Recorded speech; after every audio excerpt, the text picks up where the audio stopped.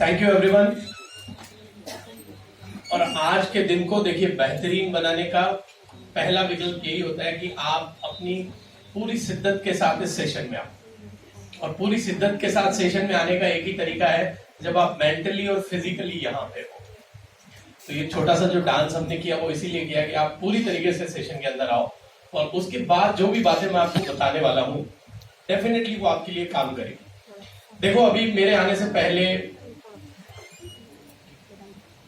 जो भी सेशन हुआ और कमल जी ने बहुत बेहतरीन तरीके से बताया कि किस तरीके से हमारा प्लान काम करता है। हमारे प्लान की सबसे बड़ी खूबसूरती आप लोगों ने क्या नोट की? सबसे बड़ी खूबसूरती हमारे प्लान की क्या है? ये जो डिस्काउंट मार्ट बना है, आप ये मत समझ लेना कि ये जाने अनजाने में ऐसे ही बन गया।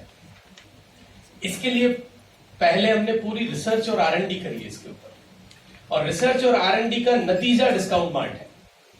अगर आप उस रिसर्च और R&D का फायदा उठाना चाहते हैं तो आपको कुछ नहीं करना, आपको सिर्फ जो इंस्ट्रक्शन है, जो सर्विसेज हैं, जो काम है इसके अंदर, बस उसको लेके आगे बढ़ना है। अब कैसे रिसर्च है, कैसे ये प्लान है, उसके बारे में मैं थोड़ी आज लाइट डालूंगा। मुझे नहीं लगता मैंने आपके साथ कभी भी प्लान को लेके बात की है।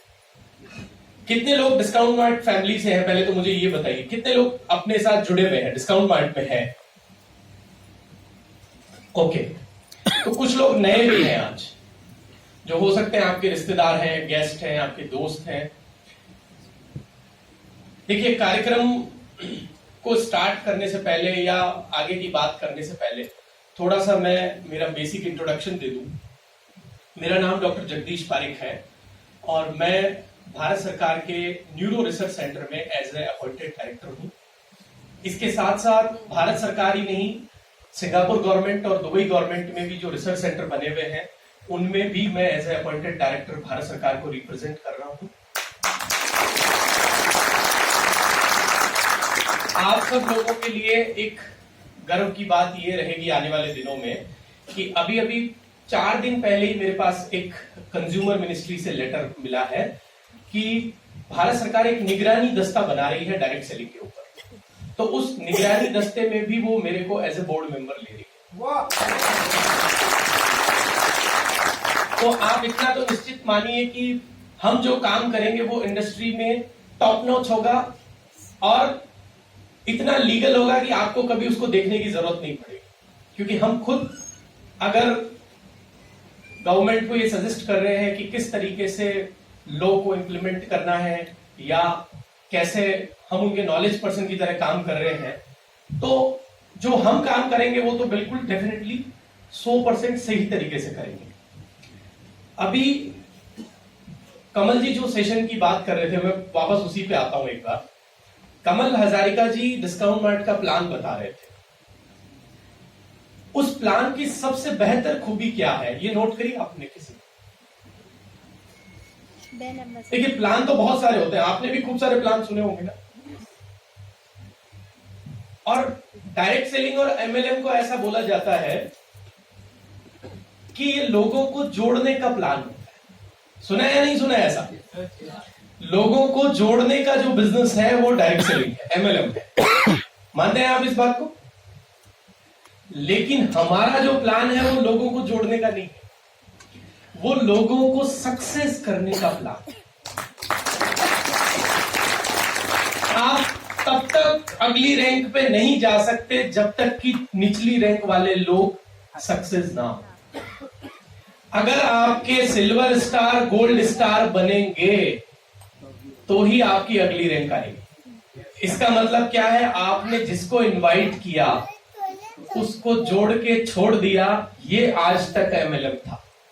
लेकिन डिस्काउंट मार्ट इसकी नई परिभाषा देता है कि जिसको आपने जोड़ दिया उस आदमी को जिंदगी में सक्सेस करोगे तो ही तुम सक्सेस होगे। This is our plan. तो ये प्लान की सबसे बड़ी ब्यूटी है। आप जितने भी लोग हॉल में बैठे हैं, इस बात को नोट रखना है कि अगर किसी व्यक्ति ने आपको डिस्काउंट मार्ट में इनवाइट किया, इनवाइट करने के बाद अगर वो आपको सक्सेस नहीं करता है तो वो खुद सक्सेस नहीं होगा। yes. खूबी है या नहीं है? yes. मानते हो इस बात को? yes. अभी इस इंडस्ट्री के ऊपर थोड़ी सी बातचीत करेंगे, क्योंकि नॉर्मली मेरे जो सेशन होते हैं वो हमेशा जिंदगी के ऊपर, लाइफ के ऊपर, सक्सेस के ऊपर, माइंडसेट के ऊपर, और मेरा जो रिसर्च सब्जेक्ट है वो भी थोड़ा सा डिफरेंट है, तो मैं उस तरफ चलूं उससे पहले मैं हल्की फुल्की बातें आप लोगों के साथ करना चाह रहा हूं, क्योंकि आपको ऐसा नहीं लगे कि जो व्यक्ति लाइफ और माइंडसेट की बात करता है उसको डायरेक्ट सेलिंग का नॉलेज नहीं, तो वो भी आज मिथ आपका दूर कर देता हूं। मैं इस इंडस्ट्री को काफी सालों से रिसर्च कर रहा हूं, और उस रिसर्च में मैंने क्या समझा वो आपको आज शेयर करता हूं। मुझे लगता है कि कहीं ना कहीं वो बात आपको पता भी होगी, लेकिन भारत में पता होने के बाद भी अनदेखा किया जाता है चीजों को, ये बड़ा गंभीर विषय है।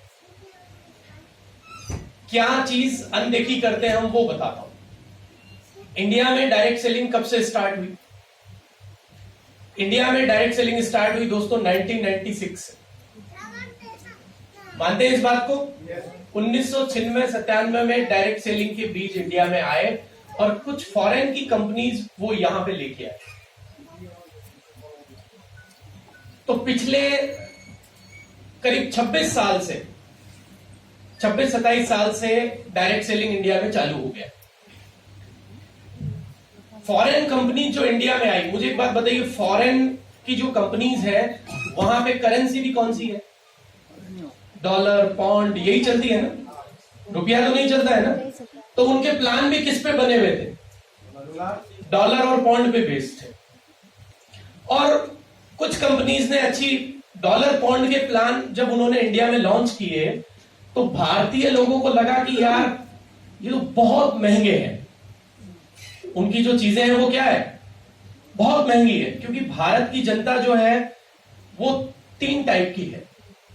सर्विस क्लास लोग यहां रहते हैं, कंज्यूमेबल जो प्रोडक्ट्स को कंज्यूम करते हैं वो कंज्यूमर्स की जो नंबर है वो यहां पे बहुत ज्यादा है, और इनकी वजह से मिडिल क्लास और अपर मिडिल क्लास और लोअर मिडिल क्लास, ये भारत का सबसे बड़ा हजूम है जो किसी भी बिजनेस की दिशा और दशा तय करता है। इसकी वजह से भारत में उनके जो प्लान थे वो क्या एक्सेप्टेबल नहीं किए। कुछ लोगों ने एक्सेप्ट, क्योंकि भारत में तो बहुत बड़ी जनता है, लेकिन उतना वाइड लेवल तक, मुझे एक बात बताइए, गांव गांव तक नहीं पहुंचा वो। क्यों नहीं पहुंचा? क्योंकि गांव में आज भी लोगों के जो पिताजी हैं वो जिम नहीं जाते, लोगों के दादाजी जिम नहीं जाते, ना वो हर्बल प्रोडक्ट खाते हैं ना वो प्रोटीन खाते हैं। आप में से कितने लोगों के दादाजी जिम जाते थे बताइए? ग्रैंडफादर किन किन के जिम जाते थे? कितने लोगों के ग्रैंडफादर हैं जो प्रोटीन और ये सप्लीमेंट्री डाइट खाते हैं? है क्या एक का भी? इसका मतलब हमारे लिए वो चीज बनी नहीं थी।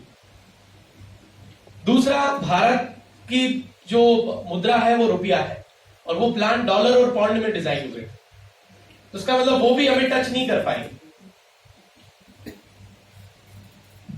तीसरा, जब ये इंडस्ट्री आगे बढ़ी और भारत में अपने कदम बढ़ाने लगी, तो कुछ लोगों ने देखा कि यार ये कंपनियां कर रही तो हम क्यों नहीं कर सकते। तो उन्होंने क्या किया, जो वो कंपनियां बनाती है, जैसे बनाती है वैसे के वैसे प्रोडक्ट बनाना स्टार्ट कर दिया। तो जब वैसे के वैसे प्रोडक्ट बनाना स्टार्ट कर दिया, तो फॉरेन कंपनीज क्या करती थी? R&D करती थी। क्या करती थी?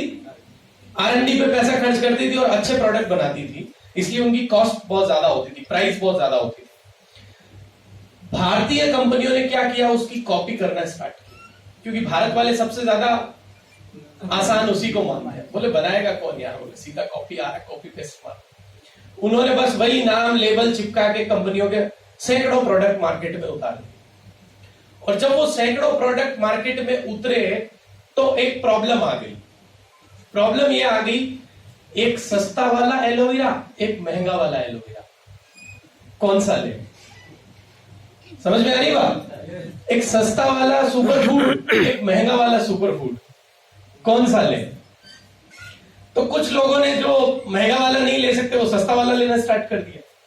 सस्ता वाला ले तो लिया और उसको खा भी लिया, लेकिन पता चला 1 बार 2 बार 3 बार खाने से भी कोई फायदा नहीं हुआ। तो फिर क्या हुआ, वो जो प्रोडक्ट है वो कंज्यूमेबल नहीं बना। क्या नहीं बना? कंज्यूमेबल। मतलब एक बार ले तो लिया, लेकिन यू आर नॉट सेटिस्फाइड जितना आप उस महंगे वाले प्रोडक्ट से थे। महंगे वाले प्रोडक्ट के साथ प्रॉब्लम ये थी कि वो प्रोडक्ट का जो प्राइस और कॉस्ट है वो हम पे नहीं कर सकते। प्रोटीन हमें चाहिए, एलोवेरा का जूस हमें चाहिए, लेकिन 3,000 रुपए नहीं दे सकते, 1,500 रुपए नहीं दे सकते। हम दे सकते हैं 250-300 रुपए।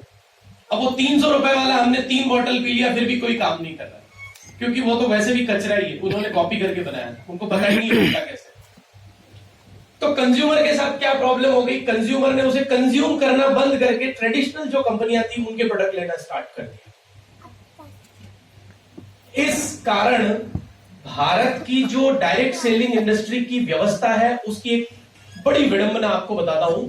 5,000 कंपनी मिलके जितना प्रॉफिट नहीं करती, उतना अकेला यहाँ पे जो हाइपर मार्ट वाले हैं, जैसे डी मार्ट नाम सुना होगा आपने, बिग बाजार नाम सुना आपने, अभी तो वो कंपनी भी सख्ते में आ गई है, बड़ी कंपनियों के होड़ में फंस गई है बीच में।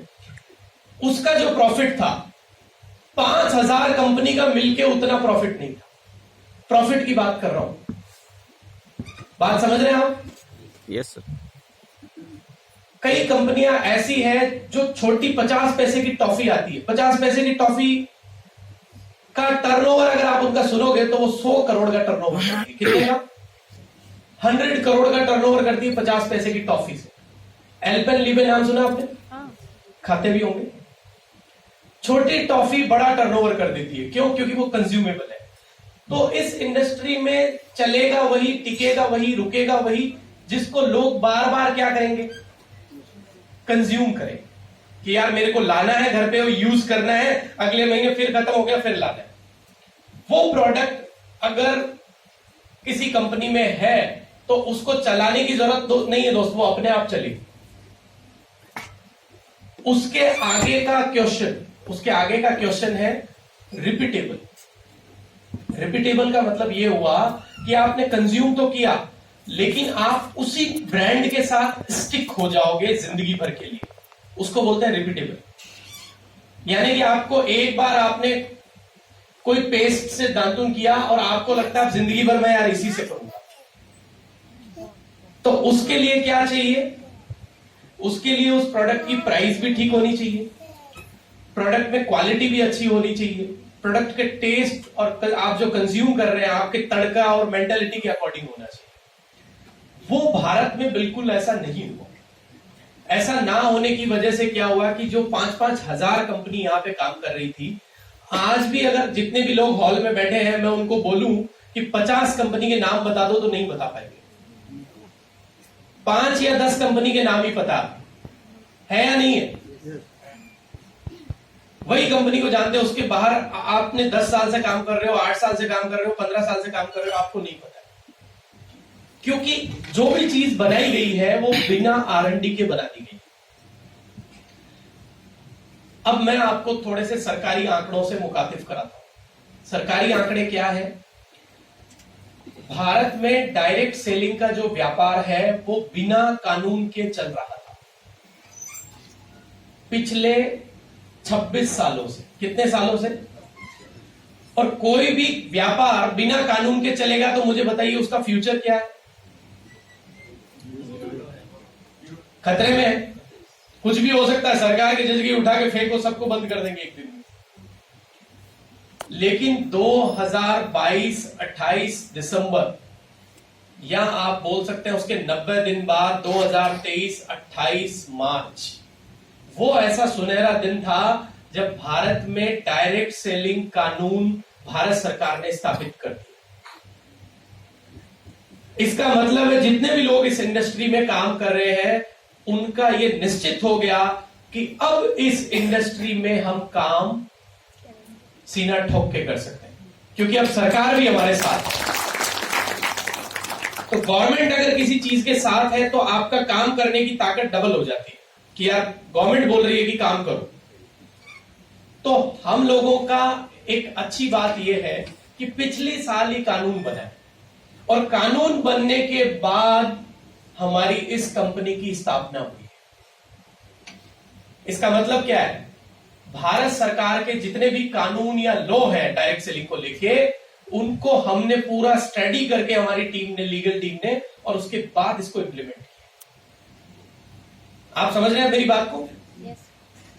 एक पहले जो चल रहा था वो राम भरोसे चल रहा था, जो जैसे कर रहा था ठीक है, लेकिन कानून बनने के बाद आपको कैसे चलना होगा?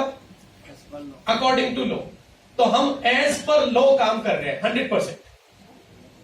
आप लोगों के साथ, अगर आप डिस्काउंट मार्ट के साथ हैं तो ऑटोमेटिकली आप ऐसी कंपनी में जो ऑलरेडी पूरे लॉ फॉलो कर रही है, तो you are also in safe hand.